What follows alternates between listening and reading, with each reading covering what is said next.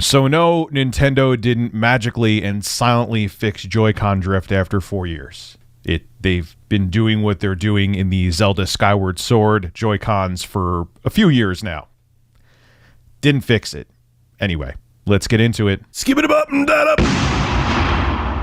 Subscribe if you like my channel. Hit the button and then hit the bell to get notifications. Shameless plug. Also sub to my live stream channel called RTU Streams. Link below in the description. Also the top pinned comment. Another shameless plug. And I don't care. I broke my bird and I don't care. He doesn't sit straight anymore.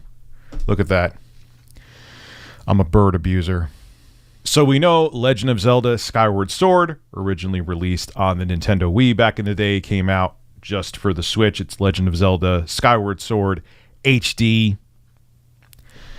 And we also know recently that there has been a fix for Joy-Con drift. Now, unless you've lived under a rock, I even think if you don't follow gaming that much, people know about Joy-Con drift because it's such a big problem. Joy-Con drift is when the analog sticks don't actually recenter properly and your character registers movements even when you're not touching the analog sticks on the Joy-Cons of the Nintendo Switch. It's quite annoying. It's been a problem basically since day one with the Nintendo Switch. A bunch of people have complained about it, and Nintendo has still done pretty much next to nothing. There's even class action lawsuits against Nintendo due to the Joy-Con drift that happens with the Nintendo Switch controllers. Not the Pro Controller, but the Joy-Cons that attach to it. Well, recently, because people open up everything, people opened up their Legend of Zelda Skyward Sword HD Joy-Cons to see if anything changed with them. And they noticed, oh my goodness, you'll see the picture here. We have these foam strips. This is Nintendo silently fixing Joy-Con drift. Well, Spawnwave Media, because he opens up everything because he has a better physique and better beard than me. I'm not salty at all about that. In the slightest. Not pissed. Anyway, he opened up his Legend of Zelda Skyward Sword HD Joy-Cons, and lo and behold, you'll see right there that it has the two strips of foam. They look super thin. I don't know how in the hell they would remedy Joy-Con drift, and yeah, that was my first reaction, and my first reaction was right, because what also John did over at Spawnwave is he opened up his older Joy-Cons from a couple years ago, when Joy-Con drift was definitely still a thing, and they also had the foam in there.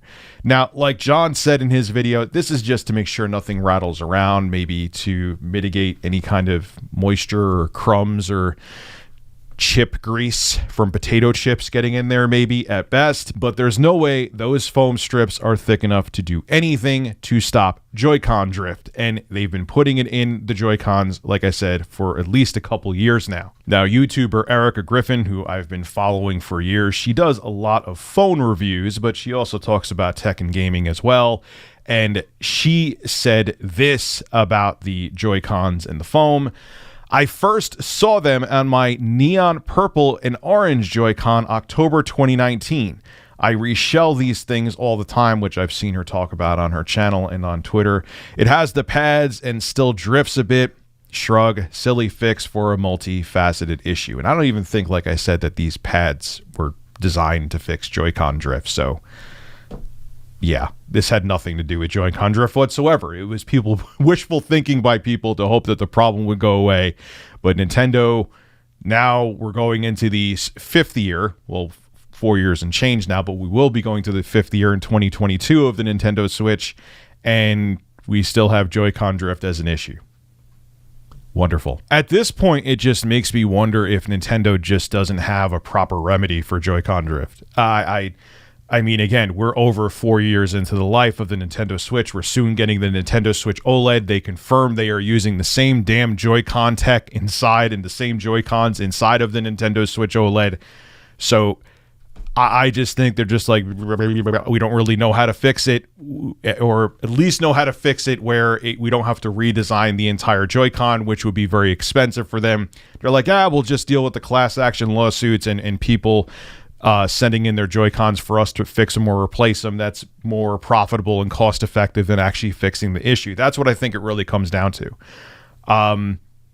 It is annoying though, and especially when you deal with Joy-Con drift, which I know people do on the Nintendo Switch Lite, rest in peace, basically, your Nintendo Switch Lite. Obviously, you could get it repaired.